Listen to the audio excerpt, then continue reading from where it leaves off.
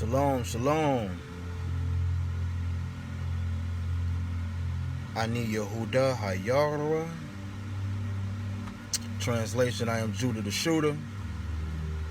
And today we got something to talk about.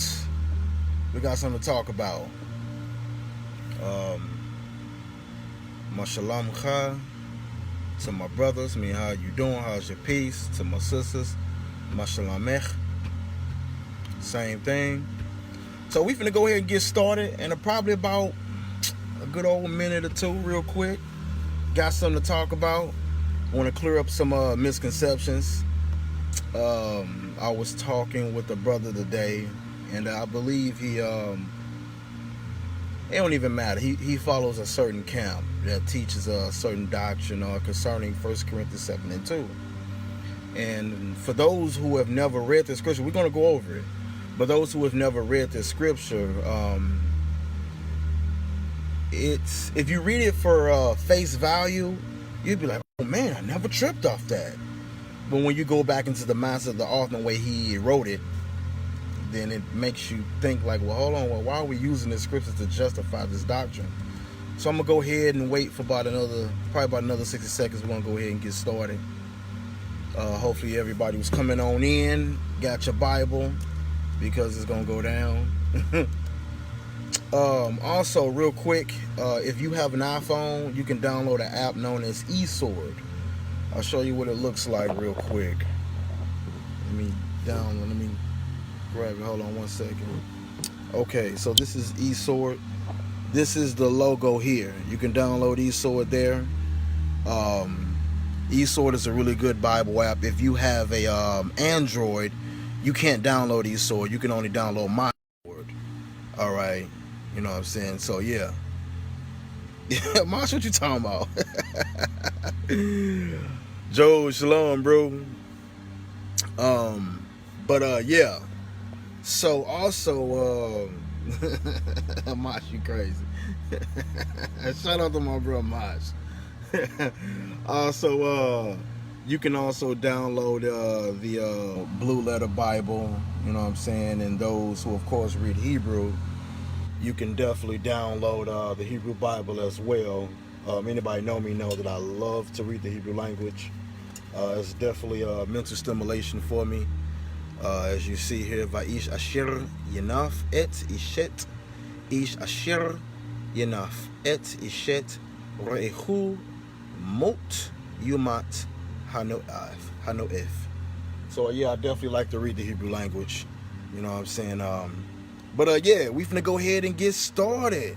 So hopefully y'all coming on in. We're gonna go ahead and get it on in. So now we're gonna go ahead and deal with 1 Corinthians 7 and 2. This is going to be the main topic of discussion. There's a lot of scriptures that I definitely want to go over in the future. Showing how scriptures, of course, is always being taken out of context when dealing with the topic of polygyny. Now, not polygamy, but polygyny. Polygamy is the practice of having more than one spouse, versus polygyny is the practice of having more than one wife. So there are certain scriptures that the anti-polygynous community use. I even did a meme on it as well. I made this meme here. I don't know if y'all seen it. Let me pull it up. This is basically what they do. You know, they'll go on typing polygynous in the Bible, and these are some of the main scriptures that they'll use. I'll probably do a separate video for each one of these scriptures. But 1 Corinthians 7 and 2 is going to be the one that's in question today. All right. So let's go ahead and deal with it. Hopefully you've downloaded the apps and everything. You said I saw it. Shout out to my bro Michael Cole. Shalom. Shalom, shalom, brother. All right, so we're going to go ahead and deal with 1 Corinthians 7 and 2. Let me go ahead and grab it. Oh, wait, real quick. For my Hebrew readers, the first thing you have to understand when dealing with the topic of 1 Corinthians 7 and 2, this is something that is definitely needful for you to keep in mind and understand. Okay. Now, when reading what we call today 1 Corinthians 7 and 2, this was not a book. This was a letter. I'm going to repeat that. this was a letter. All right. So here you have the word Igoret Polos. All right. Polos is who you know as Paul. Igoret means a letter or an epistle. Okay. So the epistle of Paul. Then we have the word here we go. Harishona, meaning the first. El, which means two. Then we have the word HaKorinthim, which you know as Corinthians.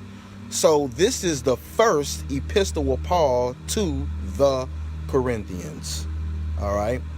This is an epistle, a letter, a writing. That's the first thing we have to fully understand when we're reading this.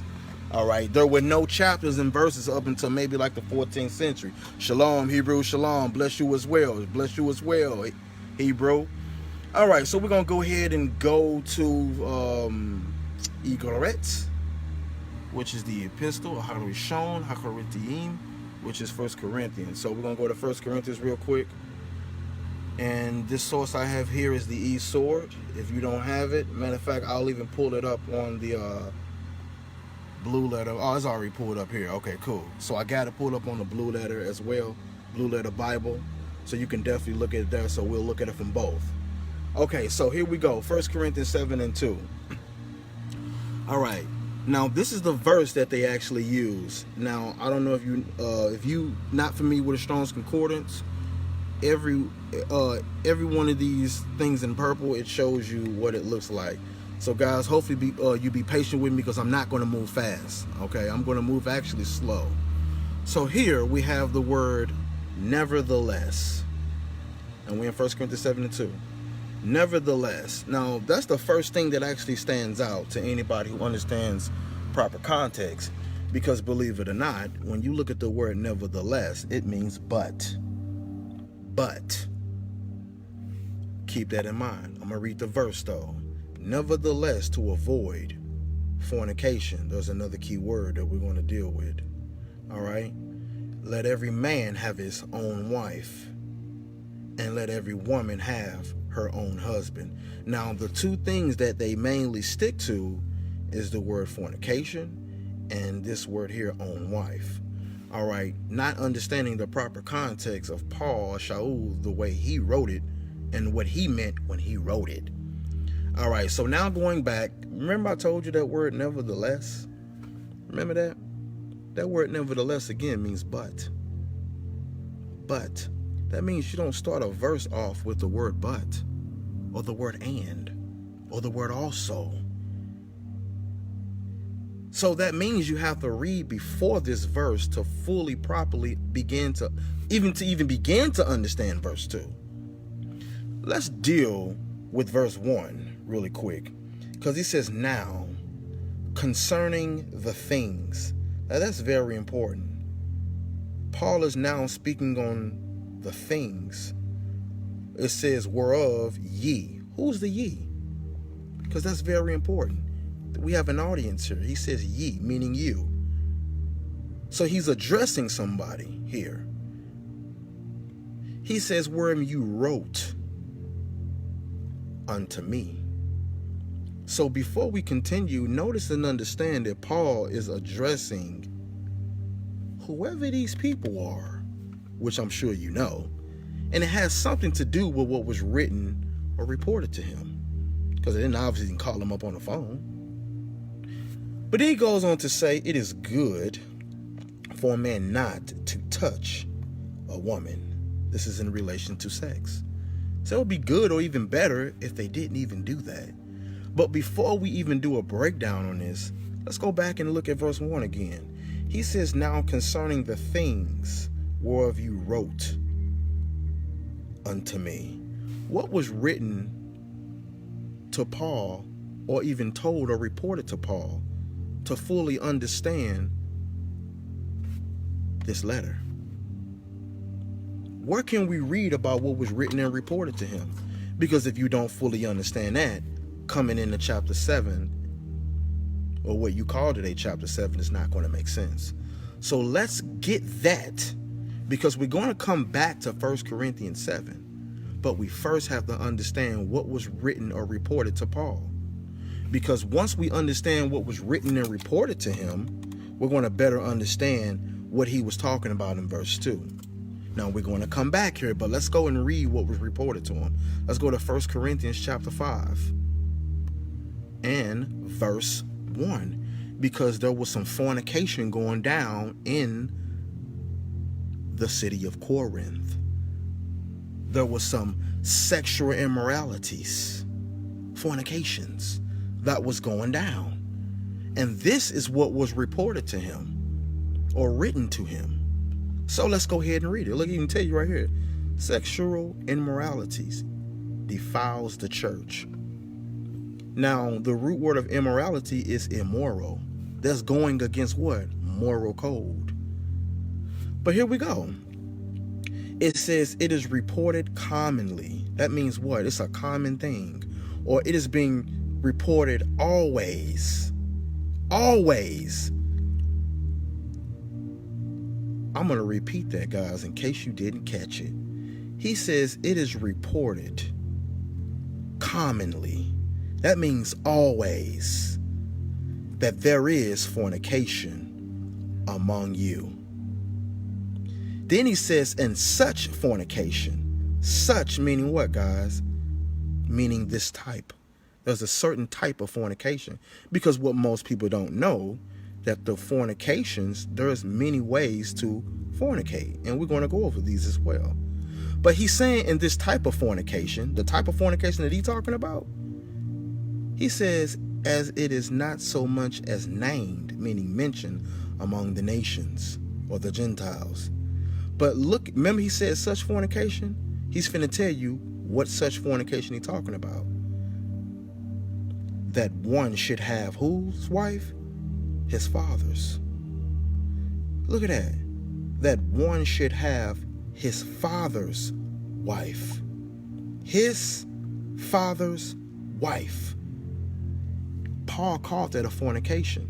Did you know that this is in violation of the law? We're going to go over that. That is in violation of the law. But before we go there, remember I said, look, remember I said we're going to move slow with this. I don't want to go fast because this verse is taken way out of context. But going back, notice he said that one should have his father's wife. Now, for those of you who do not know that is a sin. It is a transgression of the law. Speaking of the transgression of the law, let's go and read 1 John 3 and 4 to let the Bible define what sin is. It says, whosoever committeth sin or does sin transgresseth also.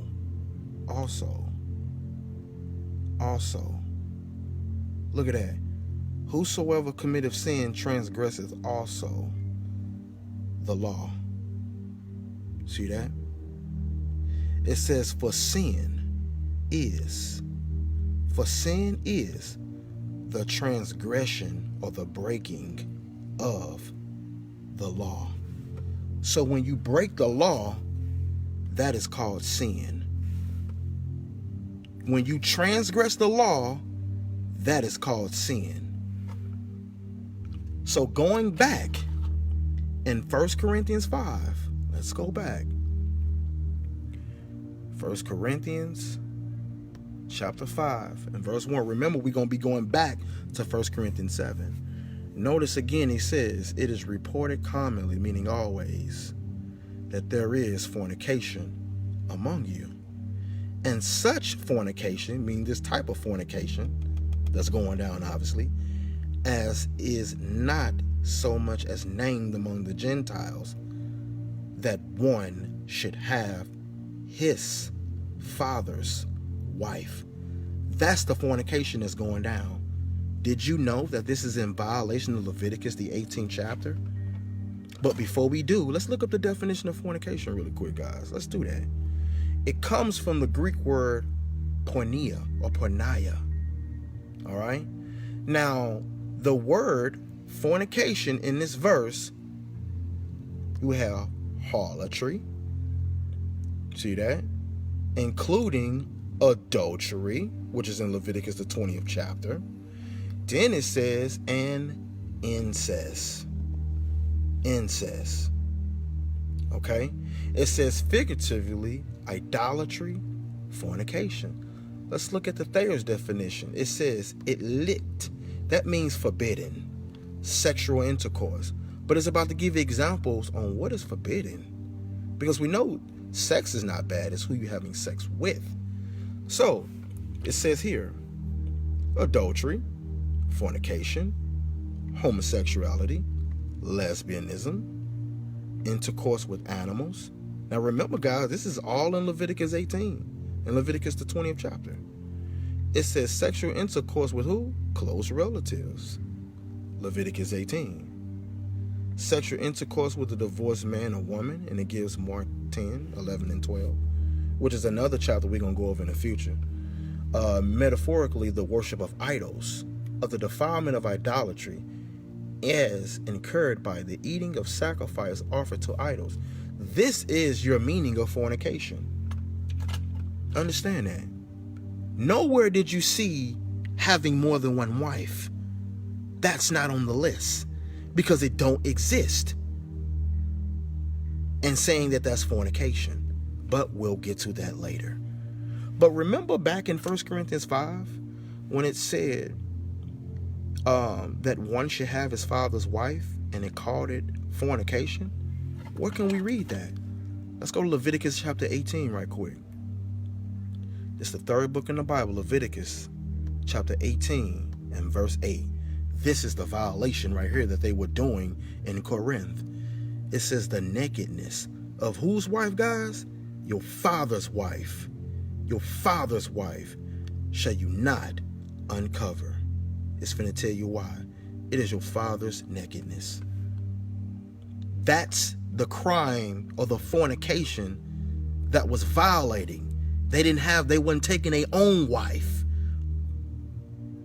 These women weren't dealing with their own husband. They were taking these men were taking their father's wives, having sex with their mother-in-law.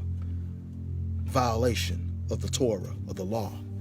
Let's get another one. Leviticus chapter 20 and verse 11. Leviticus chapter 20 and verse 11, which reads, and the man that lieth with who?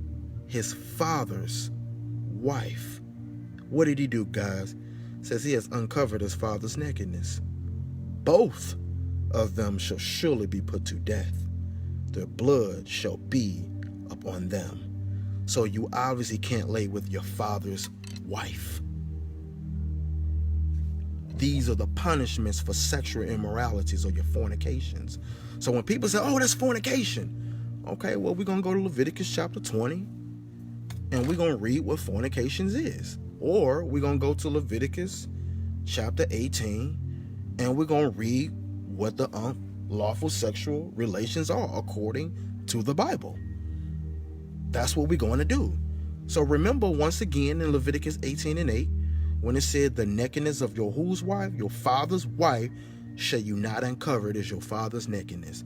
Going back to 1 Corinthians 5. Remember, guys, 1 Corinthians 5. He says, it is reported commonly that there is fornication among you. And such fornication, meaning this type of fornication that's going on among you, it says, as is not so much named or mentioned among the Gentiles, that one shall have what? His father's wife. Now we just seen that is in violation of Leviticus chapter 18 and Leviticus chapter 20. But what else did he say? And you are puffed up and had not rather mourned, that he that have done this deed, what deed, guys? Taking his father's wife, might be taken away from among you. For I verily or truly am what? Absent in body, but present in spirit. Because when Paul was writing his letter, he wasn't there. That's why he said, I'm absent in body, meaning I ain't there. But it's as if I'm there. Why? Because it's being reported to him commonly. I'm hearing about this. But he says present in spirit and have judged, meaning what? I've come to a decision already, as though I were present, meaning as if I was already there, concerning him that have so done this deed, this action. What deed is he talking about? He told you here that one should have his father's wife. They done this. That's what they done. Pay attention, guys. Now, that's why he says in verse 8, guys, verse 9, I wrote unto you in an epistle, meaning a letter, not to keep company with fornicators. He was saying, don't even hang with them. These men were sleeping with their father's wives.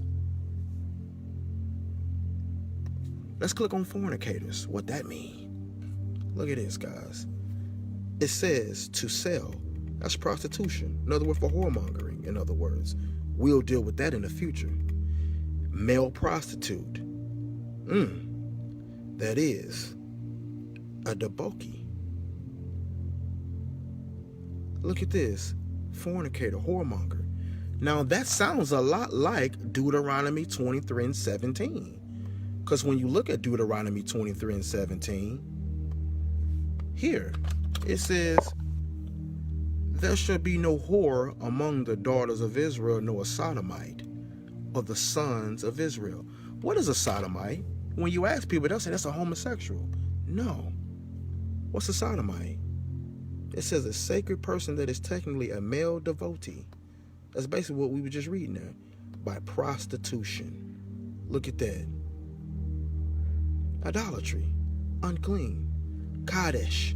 Not to be confused with Kodesh, which means holy. So there's a thin line between Kodesh, which is holy, and Kadesh, which is whoredom. Whoredom. But look at the next verse. Thou shalt not bring the hire. What is a hire? What is a hire? A gift as the price of harlotry or idolatry. Hire, reward. That's what he's talking about. Selling your body. Hire of a whore, the price of a dog into the house. That I had a call coming in. But anyway, he says into the house of the Lord. So they were doing orgies in temples, especially when you learn the history behind this. It says, of the Lord thy God, for any vow, for even both these are abomination unto Yah. All right? But that's something we're going to deal with later, because we're going to go back over to Deuteronomy 23, because that's another verse, again, that's taken out of context. But going back to 1 Corinthians, all right? 1 Corinthians 5, just really quick. Remember, once again, he said, it is reported commonly that there is fornication among you, right? And such fornication, meaning this type of fornication, is not so much named to mention among the Gentiles that one should have whose wife? Did it say his own wife? No, it said his father's wife. So this is what was always being reported to Paul, written to Paul, told to Paul. So Paul, what he was doing was he was addressing that in 1 Corinthians, the 7th chapter. Now let's go further. 1 Corinthians, the 7th chapter, which reads, now, concerning the things whereof you wrote unto me. Now he's about to speak on whatever was written to him, reported to him. It said it is good for a man not to touch a woman, but, there's a but though, nevertheless, to avoid fornication. Let's stop there. Let's look at that word fornication. Let's see what it is. Harlotry, including adultery, incest, particularly idolatry. Remember, we went over this earlier. Forbidden sexual intercourse, adultery, fornication, obviously, homosexuality, lesbianism, intercourse with animals, sexual intercourse with close relatives, and we may go over that too. Sexual intercourse with a divorced man or woman. Look at this. There's no more than one wife polygyny on there at all. At all. So Paul couldn't have been talking about a man who's taking more than one wife in this verse. He's speaking of fornication. He's saying, look, to avoid these, what you call fornication, pornos, pornea, pornaya, depending on how you want to put it, the root word porn. It says, let every man have his own wife, and let every woman have her own husband. Why did he say that? Because remember, he was speaking concerning the things that was written to him. It was reported to him. What was they doing in Corinth, guys? They were having sex with their father's wife. That's why he's saying that. It has nothing to do with polygyny. Nothing to do with taking a second, a third, a fourth, a fifth, a sixth, a seventh, or eighth wife. Has nothing to do with that. But let's play their game. Let's say if it did. Well, first, when you ask them is, well, here it says nevertheless to avoid fornication. That means to refrain and keep away from it. Ask them, is more than one wife fornication according to the law? If so, what scripture is that? They don't have it. Moses, who gave the law of adultery, right? Here, Exodus 20, verse 14. Right there, thou shalt not commit adultery. Matter of fact, hold up, before we do, hold up, one thing I want to go over, because I did say I was going to hit the blue letter, because I do know some people like to hit the blue letter. So, in 1 Corinthians 7 and 2, nevertheless to avoid fornication, that every man have his own wife, their own husband. Let me click on it real quick. Once again, I'm in the blue letter, guys. So here, you have nevertheless to avoid fornication. Click on fornication. There's the word in the Greek, porneia. G's mean the Greek, 4202. Coming on down. Let's go ahead and show you in the blue letter. Here we go. Once again, it's the same thing we just read. We just read this earlier. Same thing, guys. Didn't say nothing about more than one wife, because that's not fornication. Here, porneia, harlotry, adultery and incest, figuratively, fornication. And those who read Hebrew, look at that. Look at that. Zanunim, zanut, tasnut. That's fornication or fornications in the Hebrew. Understand that. So going back here, notice it's not on that list. Going back into 1 Corinthians, going back to picking up with Moses. Now I can pick back up there. Moses said, thou shalt not commit adultery in the 10 Commandments. Right? That's what he said in the 10 Commandments. See that? Now, for my Hebrew readers, here is the word lo, which means not or neither, you shall not. And this is the word tenof, looking at adultery. Look at that. To commit adultery, use of a man. Matter of fact, let's go down to the Strong's. Look at that. To commit adultery, apostatize, adultery, commit adultery. A woman that breaketh wedlock. Wow.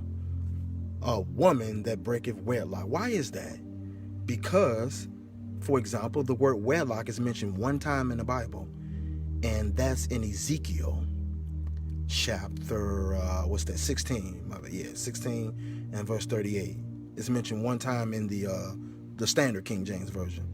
And when he said, I would judge thee as a woman that breaketh wedlock, we're going to look at that word. Matter of fact, let's go ahead and look at it, because that's what I want to focus on. It's the Hebrew word na'af. The root word is na'af. Na'af, to commit adultery. Same thing right there. Na'af. So when people say, oh, she had a baby out of wedlock. Now, when I was in church, I thought that was one who's laying down and he had sex and he got her pregnant. But it wasn't until I started learning Hebrew, learning the Bible, na'af means, or having a baby out of wedlock technically means a woman who commits adultery. Matter of fact, what is that? What's adultery? Let's look at the adultery, the physical adultery. Let's go ahead and get that real quick. Remember we read Exodus 20:14 when it said don't commit adultery? Here goes the physical. Leviticus chapter 20 and verse 10. It says, and the man that committeth adultery with, look at this guys, another man's wife. Wasn't they doing it in Corinth? Taking their father's wives? Huh? It says, even he that committed adultery with who?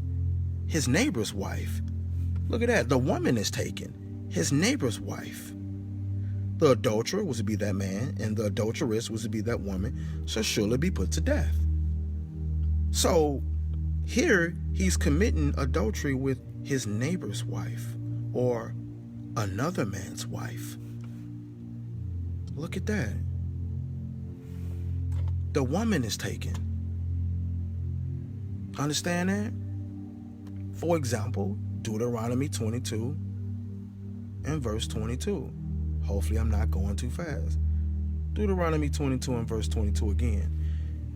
It says, and if a man be found lying, meaning having sex with a woman, what? Married to an husband. She's the one taken. Married to a husband. Then they shall both of them die. Both the man that lay with the woman and the woman. So shall you put away evil from Yisrael, or Israel. Now, once again, guys, I want to touch bases on something. Going back to that 1 Corinthians 7 and 2 once again. Oh, wait, before I do, my bad. Remember, one of the points I was bringing up, Moses. Moses, who told us in Exodus 20 and 14, thou shalt not commit adultery. How many wives did he have? Let's see. Let's go to Exodus chapter 18. Exodus 18 real quick.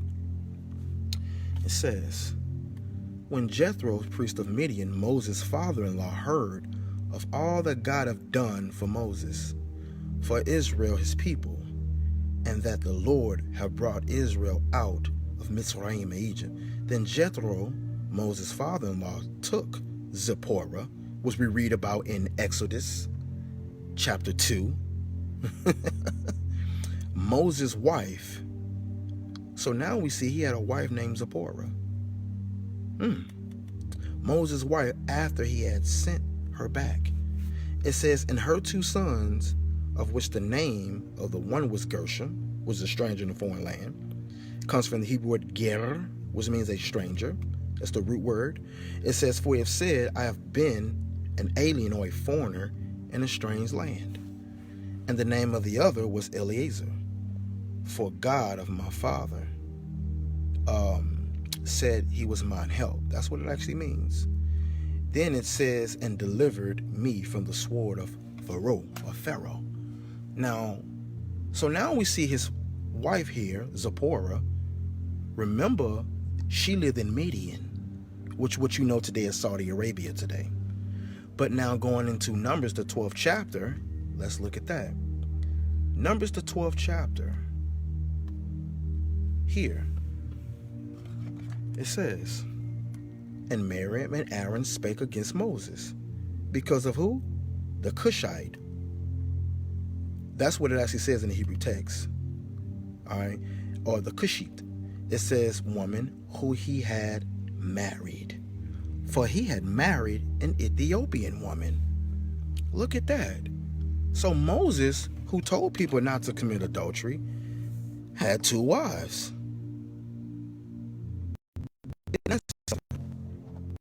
He had two wives. These are the same people, because I'm going to be doing lessons on all of these scriptures that they use to take out of context. But you would notice that those who are the anti-poly community, one of the first things that they'll start off with say, well, Adam had one man, it was one man, one woman, and God intended it to be that way. Oh, we're going to talk about that in the future, though. I'd be like, well, wait a minute, I have a question. How did you know about the story of Adam and Eve? How did you know he had one man, one woman? Oh, it's in Genesis chapter 2, verse 18 through 24. The first book in the Bible, right? Yeah. Well, who wrote Genesis? Who wrote Genesis 2:18-24? It was Moses, the same man who had 2 wives. So if God intended it to be that way, Moses, who wrote Genesis, you think that he would know not to take another wife because God wanted it to be that way. How long did he speak to the Most High or Christ upon Mount Sinai? How long was it? Let's see. Let's go to Deuteronomy. Let me turn the camera around. Here we go. Deuteronomy chapter 9 and verse 9. Look at that. This is Moses saying, when I was going up into the mountain to receive the tables of stone, even the tables of the covenant, meaning the contract, the agreement, comes from the Hebrew word barit, contract, agreement, a league, confederate. It says, which the Lord have made with you, I abode or I remained or stayed in the mountain 40 days and 40 nights, and neither did eat bread nor drink water. Now, Moses, who wrote about Adam and Eve, the first man, first woman, they bring their argument of, well, right here in Genesis, this is the foundation of marriage. Well, Moses had more than one wife. That makes sense to you? Or Abraham. Let's look at Abraham. Because I'm going to be doing a lesson on this, but I'm going slow. But Abraham, what do we learn about Abraham? Before we do, let's go to 2 Chronicles 20 and verse 7. What does it read about Abraham first? It says, are not thou our God, which did drive the inhabitants of this land before thy people Israel, and gavest it to the seed of Abraham? But what did he say about Abraham? Your friend forever. Abraham was God's friend, his partner. Keep that in mind. Where else do we read that? Isaiah chapter 41. Yes, Isaiah 41 and verse 8. Look at what it says here. But thou, Israel, art my servant Jacob, whom I have chosen, the seed of Abraham, my friend. My friend. Now, wait a minute. I want you to keep this in mind, what you're learning here. Abraham was the friend of God. That was his partner, his straight partner. Now, if Abraham was God's friend, you think that he would know not to have more than one woman. Think about what you're learning here. You think that he'd know that. So here it is. Abraham was the friend of God. Matter of fact, let's go to James 2 and 23. Let me grab that right quick. James 2, 23. It says, oh, let me turn the camera around, my bad. It says, this is James chapter 2 and verse 23. It says, and the scripture was fulfilled, which said, Abraham believed God, and it was counted to him, or imputed unto him for righteousness. And he was called the friend of God. So this man Abraham was called the friend of God, right? Keep that in mind. Genesis chapter 26, verse 5. What else did it say about Abraham? It says, because that Abraham obeyed my voice and kept my charge, my commandments, my statutes, and my laws. Wait a minute. So Abraham kept the law, statutes, and commandments, right? For those who read the Apocrypha, which is the missing books, I got something for you. Ecclesiasticus, or the book of Sirach.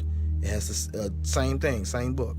Sirach, also known as Ecclesiasticus, chapter 44, verse 19 and 20. What else does it say about Abraham?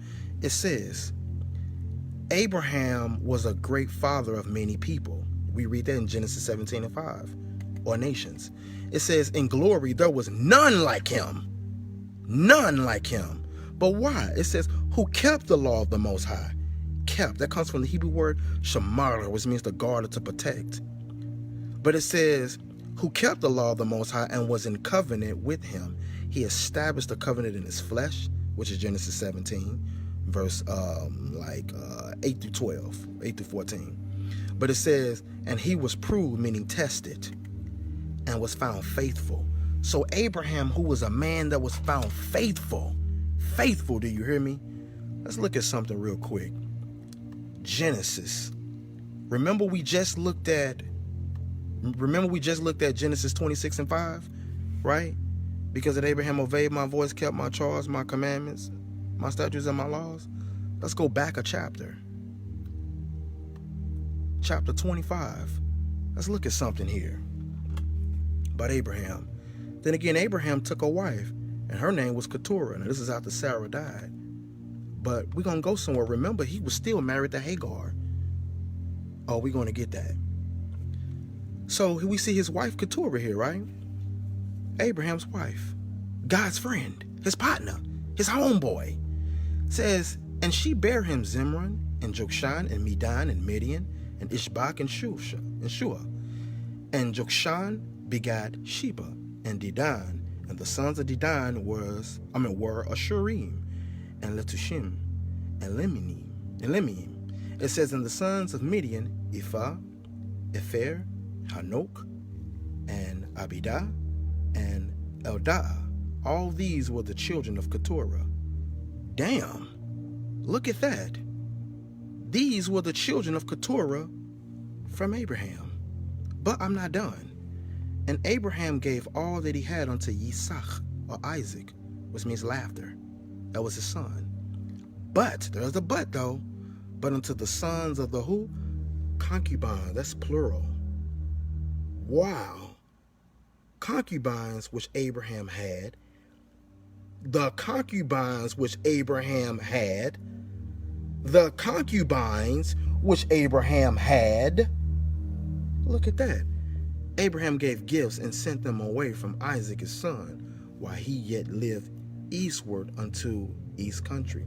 Now this word concubine comes from the word pilagish, and that means a paramour, which means a lover. Let's get that real quick. Concubines. Look at that. Pilagish. A concubine, a paramour. That's a lover, guys. That's a lover. This man is having sex with these women. That's his paramour. His lover. Pilagish. And plural pilagil is shahim. That's his lover. Now wait a minute. Abraham, who kept the law, statutes, and commandments, had lovers? Abraham. He had lovers. Now, what most don't understand is this man was the friend of God.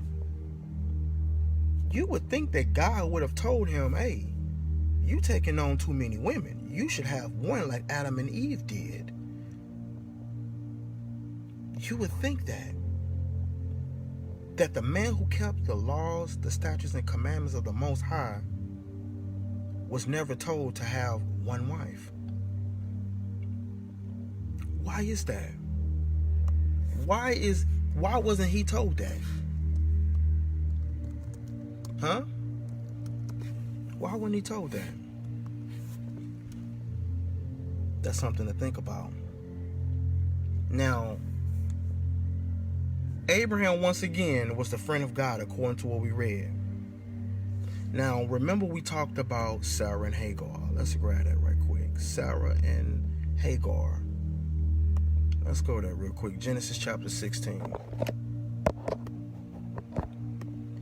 And hopefully I'm not going too fast. Hopefully you all are following along and getting some understanding. So if you're coming in, we're just reading about Abraham.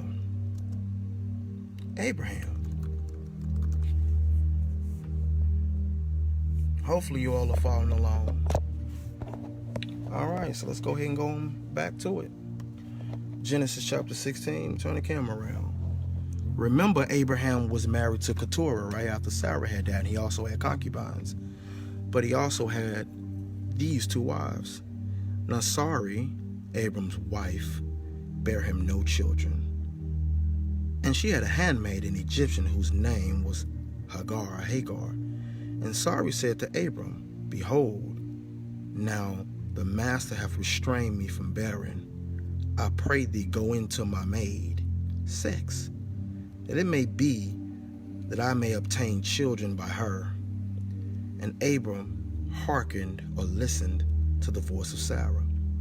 And Sarai, Abram's wife, took Hagar, her maid, the Egyptian, after Abram had dwelt or lived 10 years in the land of Canaan, and gave her to her husband Abram to be his wife. So Hagar was also Abraham's wife, along with Sarai or Sarah. Why didn't God step in and say, yo, you shouldn't do that? Let's continue.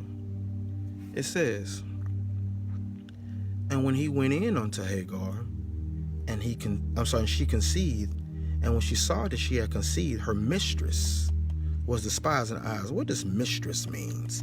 Today's word, that's the secret woman, but it comes from the Hebrew word Gebereth, a Geber. That's the mighty one. That's the woman in charge, in a sense. Where we at? Mistress, lady, queen. It comes from the Hebrew word Geber, and that means mighty. So in other words, she was the master of the woman in authority. Sarah was. Why? Because she was also a handmaid. She worked for Sarah. See that? She worked for her. So that's why, of course, she was the one that was in charge. Now, matter of fact, remember, she ended up leaving. Let's jump down to 6. And Abraham said unto Sarai, Behold, thy maid is in thy hand, thy maid, or your handmaid. Do to her as it pleaseth thee. And when Sarai dealt harshly with her, she fled from her face. She ended up running away because Sarah dealt harshly with her. It says, and the angel of the Lord, keep this in mind, the angel of the Lord found her by a fountain of water in the wilderness, by the fountain in the way to Shur. And he said, Hagar, Sarai's maid, whence comest thou? Like, where you coming from? And where wilt thou go? Like, where you finna go? And she said, I flee from the face of my mistress, Sarai. Let's see what the angel of the Lord said. And the angel of the Lord said unto her, Return, go back to your mistress, and what? Submit yourself under her hands, meaning under her authority. So if God intended it only for it to be one man, one woman, why would the angel of the Lord, if you spiritual, we know that's Christ, why would he tell her to go back? You just keep it going. Why would she be blessed? Because Ishmael was blessed with 12 princesses, as we read in Genesis 25th chapter, verse 17 on down, and it was fulfilled in Genesis 25, verse 12 through 16. Why would God do that? Abraham was the friend of God who kept the laws, statutes, and commandments of God, and still had more than one woman and concubines, plural, but was still God's friend. So the reason why I'm bringing this up, and I feel sorry if you came in late, you got to go back. The reason why I'm bringing this up, because when they bring up 1 Corinthians 7:2, when it says, nevertheless, to avoid fornication, let everyone have his own wife, let everyone have his own husband, I asked them, well, what's fornication again? Oh, having multiple wives. So Abraham was a fornicator then, is what you're saying. You would have to say that Abraham was a fornicator. You would have to say that Moses, who wrote Genesis, talking about Adam and Eve, had 2 wives. Moses was an adulterer? Is that what you're saying? Don't make no sense. Don't make no sense. I challenge you guys to read Leviticus, the 18th chapter, 1 through 27. Leviticus 20, 10 through 27, I want to say. And you will read the sexual immoralities, the unlawful sexual relations, having more than one wife ain't on the list at all. So I'm going to be doing a lot more lessons on this in the future. But going back, dealing with your 1 Corinthians 7 and 2 here. 1 Corinthians 7 and 2 once again. When it said nevertheless, which means but, to avoid fornication, we've already established what fornication is. Harlotry, adultery, incest, particularly idolatry, fornication. We see it here. All these things on the list. Why don't we see polygyny? A man having man having more than one woman. Now, when you look at polygyny, I don't know if y'all know, but polygyny comes from two Greek words, palus une. I'll give an example. Matthew 27 and verse 55. When you see these two words, and many women, all I want to focus on is the word many women, because the word many is the word palus. See that? Palus. Palus. The sigma in Greek here is masculine. So that's where you get the word poly. All right? Then you have the word women, which means une. That's where you get jani. So it can mean woman or wife. A woman, specifically a wife. So when you say polygyny, it's actually Greek. And it just means many wives or plural wives. Not to be confused with polygamy. I'm anti-polygamous. I don't practice polygamy. Nobody in the Bible practiced polygamy, but they did do polygyny. Now, polygyny is palus une in Greek, but in Hebrew, it's nashim rabot. That's how you say it in Hebrew, nashim rabot. And that means many wives or many women. Because we had concubines, which is lovers or wives. So dealing with that, the same Apostle Paul who wrote 1 Corinthians 7 and 2, right? Acts 24 and verse 14, he says, but this I confess unto thee, that after the way which they call heresy, so worship I the God of my fathers, my ancestors, believing all things which are written in the law and in the prophets. You don't believe in the law and the prophets and teach against it. Don't make any sense. What about Romans chapter 15 and verse 4? Romans chapter 15 verse 4, it says, for whatsoever things were written aforetime, meaning back then, were written for our learning, that we, through patience and comfort of the scriptures, might have hope. Scriptures. Now, wait a minute. I don't know if you know, but during the time of your epistles, like 1 Corinthians, the 7th chapter, what was he basing his knowledge off of? Not only from the vision, of course, his road to Damascus, but understand, he was reading from Torah and the Tanakh, which is what you call today the Old Testament. The Old Testament is what you call it. So, dealing with that, that's another thing. I think I kind of want to deal with this one. I wanted to wait, but I think I'm going to deal with this one too. If 1 Corinthians 7 and 2 is saying, it's speaking against polygyny, and it's saying, or setting the standard, one man, one woman, then why would he go on record and say how many wives that the bishops and elders should have? If it was already established one man, one woman. So, let's go ahead and deal with that. The same Paul who wrote 1 Corinthians 7 and 2 also wrote this, 1 Timothy chapter 3 and verse 1. He says, look at this, it'll tell you right here, qualifications for overseers, meaning an elder or a bishop. It says, this is a true saying. If, that's an if, guys. If a man desires or lust or want the job or the office of a bishop, he desired the good work. That's a if. If he want to do that. That's a good thing he desiring. If. It says a bishop, right? It says inspection by application. Look at this. Superintendents. And then it says specifically the Christian or the followers of Christ. Episcopate. The office of a bishop. Bishopric visitation. See that? This is the person who watches, the elder. So it is saying if he want to do that.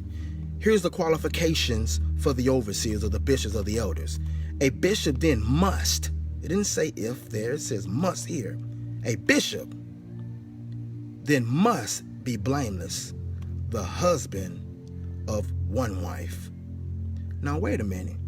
If it was already established, if Paul already established it to be monogamy, one man, one wife, why would he give a number of wives that a bishop could only have?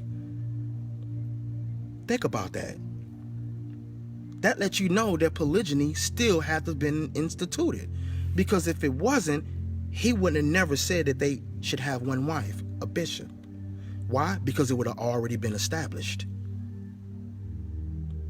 It would have already been established. If it was already established for a man, period, to have one man, one woman, why would he say that a bishop had to have one woman, one wife? Why would he say that? If it was already established during the time of Christ, when Christ came on the scene, why would he say that a bishop had to have one wife if that was already established through Christ? That makes no sense. He was specific in the wives in which they must fit as a qualification, or the qualifications to be an overseer, to be a part of the government of the church, the government body, an overseer. But even a deacon, verse 12, it says, let the deacons be the husbands of how many wives? One wife, ruling their children in their own houses as well. Now, wait a minute. If it was already established for men, period, to have one wife, why would he say the bishops and the deacons had to have one? Why didn't he just say everybody? He specified who had to have one wife, and that was a bishop and a deacon. A bishop or a deacon is an overseer. But let's go back about this bishop. So this is a true saying that if a man desires the office of a bishop, he desires the good work. A bishop then must be blameless, the husband of one wife, vigilant, sober, of good behavior, given to hospitality, apt to teach, not given to wine, can't be a drunk, nor striker, not greedy of filthy lucre, can't be in it for the money, but he had to be patient, not a brawler, not covetous. See that? One that ruleth well his own house, having his children in subjection with all gravity. For if a man know not how to rule his own house, how shall he take care of what? The church of God. So to let you know, this bishop was the one that was taking care of the flock. But we read that same thing in Titus. Titus chapter 1. These polygyny haters will automatically go to verse 6. I'm going to show you how to take it out of context, though. They'll read this here. That if any be blameless, the husband of one wife, having faithful children, not accused of riot or unruly. They'll be like, right here it says one wife. It says any. And it says one wife. That's talking about all of us now, Ak. Ak means brother, guys. I say, you clown. No, it's not. Let's go back to verse 4. Oh, snap. Qualifications for elders. That's your overseer, your bishop. So it says, this is Paul saying this, for this cause, or for this reason, left I thee in Crete. Crete is an island. It says that you should set in order the things that are wanting, meaning that are lacking. This is what he's telling Titus to do. And ordain, meaning appoint or establish, elders, overseers in every city, as I appointed thee. Notice, that's not a period right there. That means there's more that's dealing with these elders. If any be blameless, any who? Elders. be blameless, the husband of one wife, having faithful children, not accused of riot or of unruly. For a bishop must, look at that, guys, a bishop must be blameless as the steward, the deaconess or the helpers of God, not self-willed, not soon angry, not given to wine, nor striker, not given to filthy lucre. Didn't we just read that basically in Timothy? So these elders or overseers, elders, boom, look at this. An older is in a noun, a senior, an Israelite, centuries, member of the celestial council, Christian, presbyter, elder, old. So here it is, these are the elders of your congregation. But the ones that he established to be over them, remember he said, and ordain or appoint elders in every city. These were the ones that was ordained, meaning appointed to do this. Not all, but the ones that he appointed. Look at that, he can tell you right there, appointed. It says to place down, that is, figuratively to designate, constitute, convoy, appoint, to be conduct, make, ordain, a set. So these were the set elders, the ones that was appointed. Guess what? Everybody ain't no damn elder, no overseer, no bishop, or no deacon. There's different bodies in the church body. 1 Corinthians 12, verse 28 is an example. Look at this. Shout out to my cousin B Hood, making it happen. Shalom, King, that you are. Rule well, King. It says, and God have set some in the church. Some in the church. First, look at what's on the list. Apostles. Secondary, prophets. Thirdly, teachers. And after that, miracles. Then gifts of healings. Everybody don't do these, guys. Everybody ain't a deacon, which means a help. Everybody ain't in governments, which means an elder or an overseer. Everybody don't do diversities of tongues, meaning different languages. Everybody don't read Hebrew like I do. That's an example. Torah Navin Kituvin Havarei HaKadosha. Everybody don't do that. So we have different jobs in the body. Matter of fact, 12 and 12. 1 Corinthians 12 and 12, it says, for as the body is one and have many members, and all the members of that one body being many, or one body or one flesh, so also is Christ. Look at that. So we are all one flesh in Christ. But you can still have many members in the one body or the one flesh. I'm going to deal with that later, though, in the future. Dealing with Genesis. This is one flesh. When we hit Mark 10 and Matthew 19 that they try to use in Genesis 2. I'm going to mop the floor with their ass. Shalom, Pops. What it do? So, yeah. But going back, here, governments. Let's deal with that. Look at this, guys. Dictatorship in the church, government. That's your overseer. Look at that. Your overseer. So, it then is asked a question. Are all apostles? We know the answer is no. Everybody in the church body ain't no apostle. One who's sent, a messenger.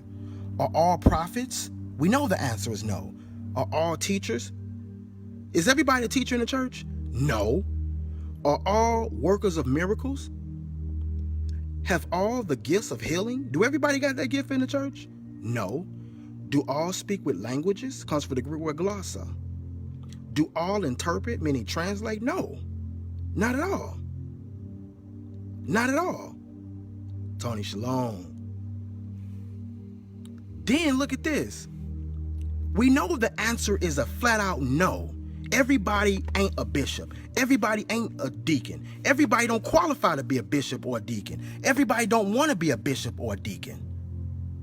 So when they try to use 1 Timothy, going back, when they try to slip in this verse, make sure you let them know, well, what if you don't want to be a bishop? What if you don't want to be a deacon? Yeah, but you got to remember, everybody should want, no. It says if. If a man desires. I don't desire that. I don't desire the office of a bishop. Somebody may do. Shout out to those who do.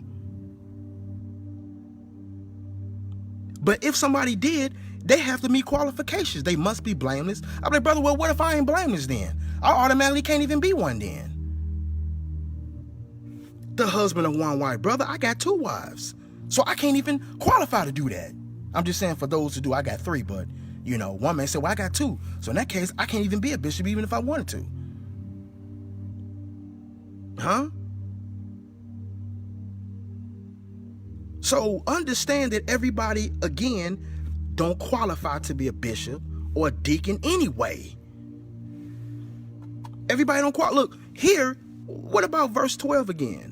Let the deacons be the husbands of one wife. What if that man had 2 or 3 or 4? He can't even be a deacon. But ruling their children and their own houses. What, they got badass kids?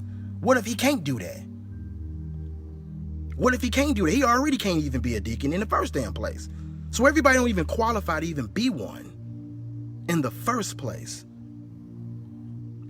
So once again, when they take y'all to the first, and I'm going to do one on every scripture that they use, but when they take you to 1 Corinthians 7 and 2, when they use the word fornication, make sure you show them what fornication is.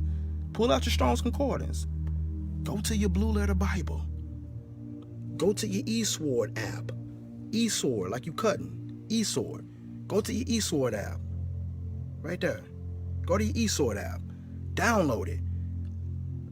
Make them look up that word fornication and tell you what it is. And tell them to show you in the Bible where a man having more than one wife is called fornication. And if it is, then you're going to have to say that people like Moses and Abraham were fornicators. Abraham was God's friend. But this is the long story short.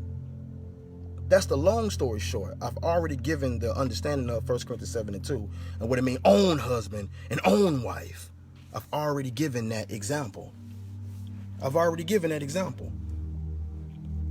So hopefully you go back, sit your behind down and read, go over Leviticus chapter 18, Leviticus chapter 20, and it'll tell you. And get this, if you want to be lazy, get this.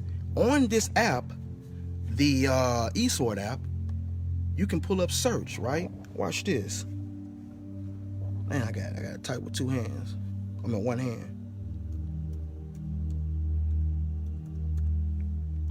You type in the word fornication, and it'll tell you every single verse where the word fornication is mentioned. Damn, it ain't even mentioned in 2 Chronicles 21 and 11. Isn't that something? And that comes from the Hebrew word zanah, which means whoredom. Look at this. Like I just said, zanah. Look at that.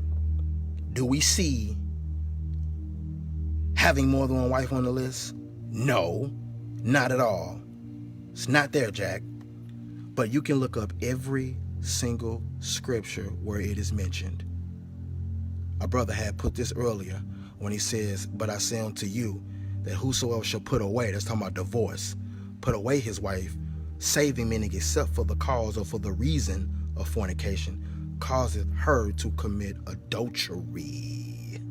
And whosoever shall marry her that is divorced committed adultery. So fornication, once again, harlotry, incest, figuratively, idolatry, fornication. They'll go the same thing. Once again, guys, we've already went over this. Nowhere on the list does it say having more than one wife. Nowhere. This is everywhere where that word is mentioned, guys. Everywhere. I don't care where you're going. Look, even in your Galatians 5, dealing with the lust of the flesh.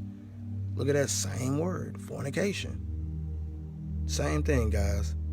I'll do this all day. All day. Oh, real quick, Hebrews 13 and 4. Let me grab that real quick. Another scripture taken out of context. This one probably hurt feelings. So it says, marriage is honorable in all, and the bed undefiled. But whoremongers, let's click on whoremonger. What's a whoremonger? Look at that. That's the word pornos, like porn, like porneia, which we just got done reading. The same root word in fornicating. All right? Look at that. To sell. That's you selling your ass. I'm just going to say it. It says a male prostitute. Look at that. A debauchee, liberate, fornicator, whoremonger. Just like when you look in Ephesians 5:5, when you see the word whoremonger right here. Look at that. Whoremonger. What's a whoremonger? Same word. Pornos. That's you selling your ass. Being a male prostitute. Going back to Deuteronomy 23, which I'll deal with later in the future. So when you hear people say whoremonger, fornicator, fornication, now you look, now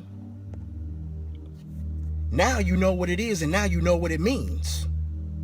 Now you know exactly what it is and exactly what it means. But I got a lot that I'm going to be bringing out. 1 Corinthians 7:2 is taken way out of context. I just want to deal with that. Hopefully somebody got some understanding. Anybody got any questions real quick before I dip on out of here dealing with the lesson? Anybody got any questions based on what we said? Or do anybody want me to pull a scripture real quick that they take out of context? I kind of want to wait on that, but I do it. Unless it's one of them hot, juicy ones that I want to wait and have a whole lesson on. You know what I'm saying? So, anybody, shout out to the House of McFadden, House of Judah Mac, Mosh, my bros, Charles, Rico, all my brothers. Shalom, y'all. Shema, shalom. You know what it is, my brother Shema right there. You a beast too.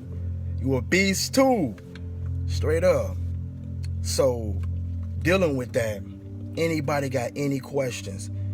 Because if